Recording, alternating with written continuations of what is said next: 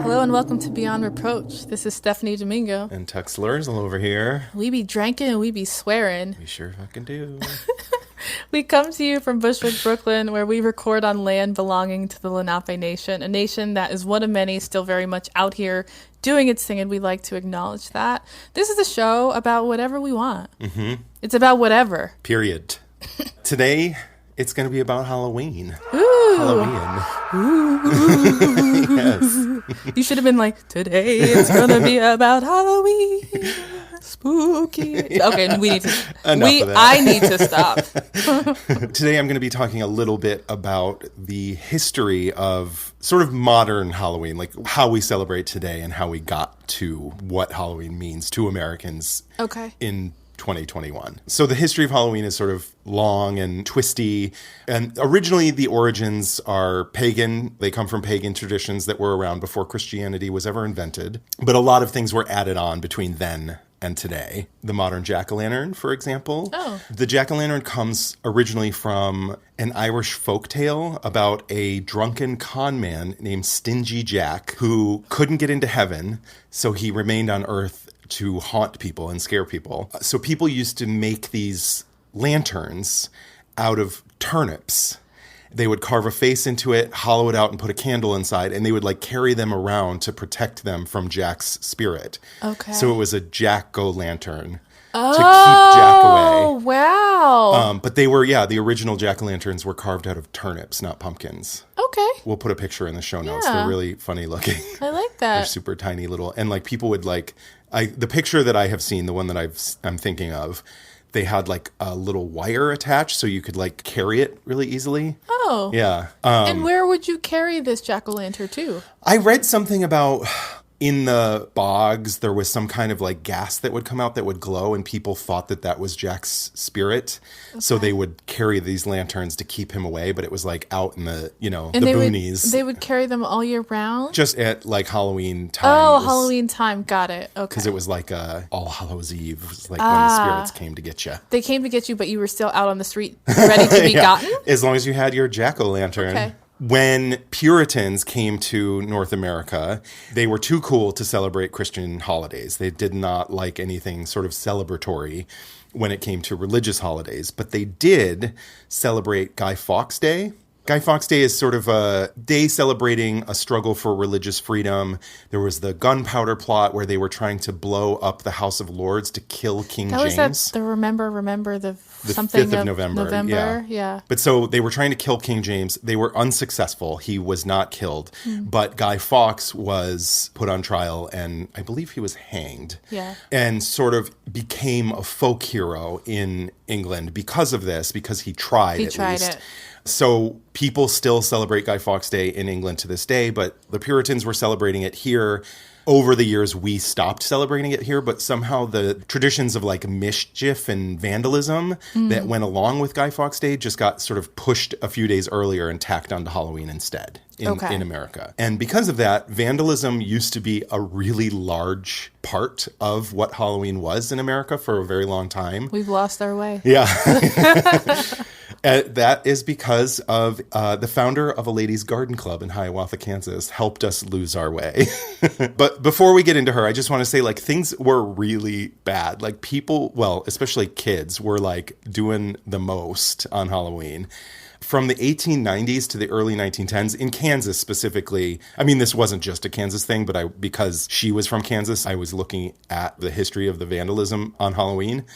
Kansas newspapers were filled with these stories of all the like tricks and the mischief that these shitty little white kids were getting into on Halloween, which they called Mischief Night. Okay. They would wear masks and disguises and run around town wrecking up the joint, just breaking shit. One newspaper in southeast Kansas reported considerable damage on Halloween 1897, writing, "The sewer pipe was rolled into the big ditch and some of it broken. Thomas's wagon was broken, gates were taken off, and in some instances lost.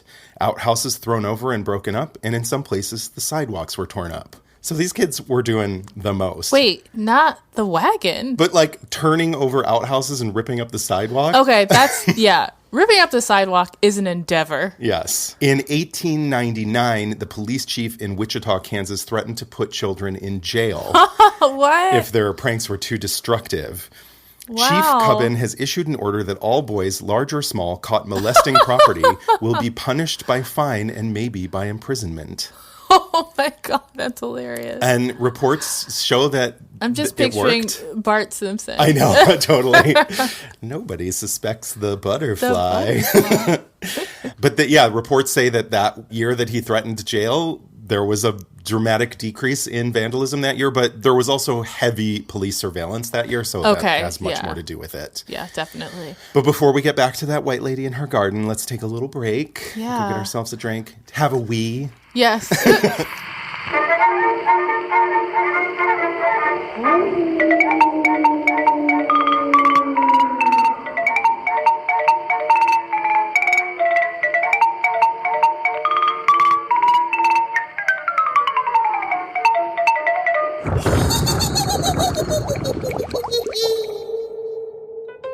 Hey, this is Brandon from Peculiar Picture Show, the podcast that talks about movies, maladies, and mental health. And this is Maria, also from that podcast. So we were wondering, do you like movies? Do you like mental health? Oh boy, do I ever, Brandon.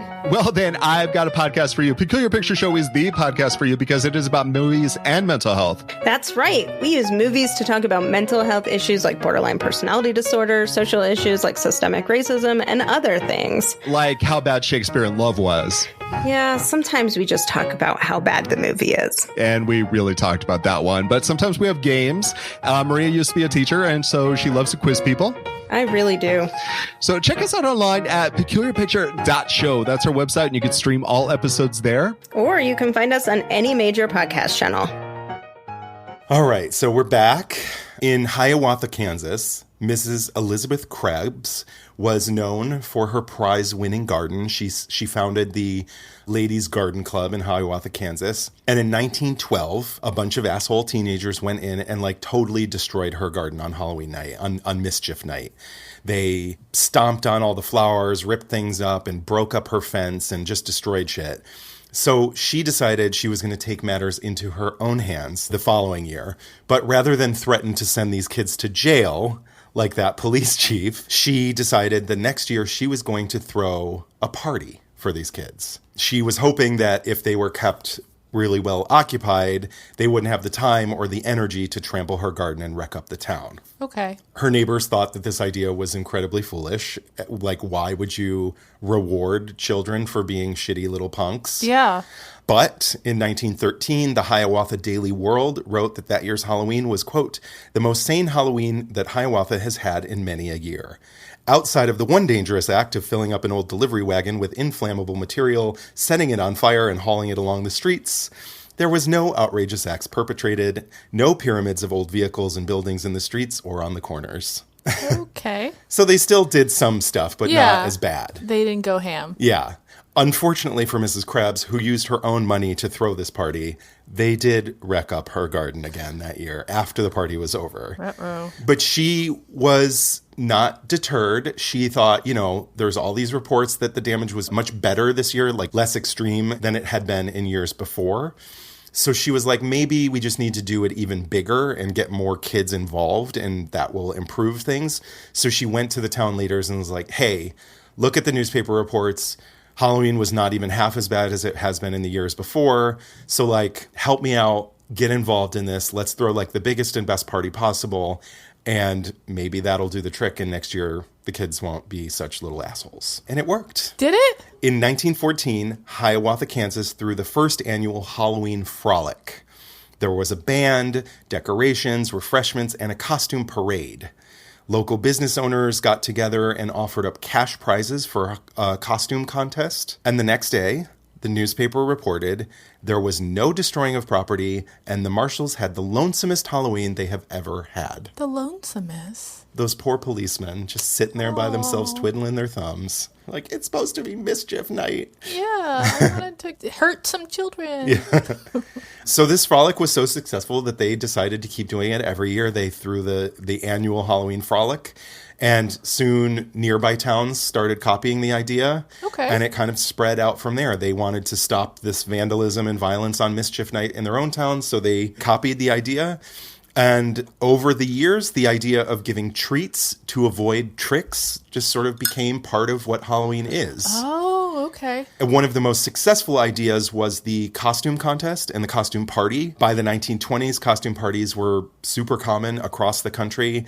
Schools, social clubs, fraternal lodges, and church groups all threw Halloween party for children. And spooky decorations, parades, games, music, dancing, and refreshments like sweet cider and donuts sort of just became synonymous with Halloween and how we celebrate Halloween. Okay. Hiawatha, Kansas still throws the Halloween frolic to this day. Wow. And Mrs. Krebs is sometimes referred to as the mother of modern Halloween.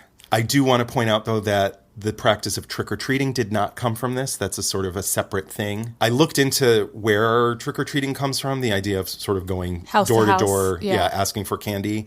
No one seems to agree how that tradition came to be in the U.S. and why it got so popular in the U.S., but it looks like it may have been an import from Canada. Oh, okay. The first time the phrase trick or treat was ever appeared in print was in 1927 in a newspaper article from Alberta, Canada, in a story about children going door to door. The children were given candy and the homeowners and their property were left in peace and that nothing was destroyed. That's cool. Yeah, I did not know any of that. Yes. Wow, that was great. A little tiny slice of Halloween history. Thanks, Canada. Yeah. Canada, we got an import from our friends up north. Our drinks are empty, so I guess emptying.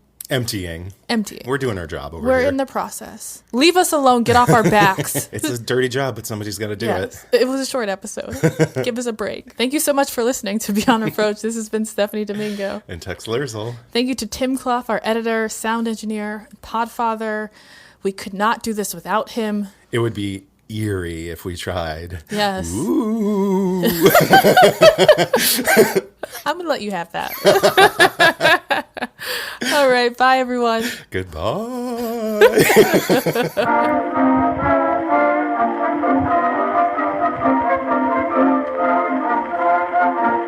Beyond Reproach is proudly recorded in Bushwick, Brooklyn, on land belonging to the Lenape Nation. Please note we are not historians. We are just a couple of drunks who never shut up and love history. Full list of all source information can be found in the show notes on our website. Please take a moment to rate, review, and subscribe. Written reviews are especially important. If you like us, please do one of two things. Leave us a review on Apple Podcasts, or send this episode to a friend, family member, or someone who you think would be into it.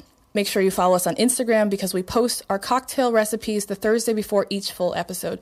Please drink along with us if you are not driving. We also have a shop on beyondreproachpod.com. Get your merch, brand yourselves. We have exclusive content on Patreon where you can directly support the production of our show.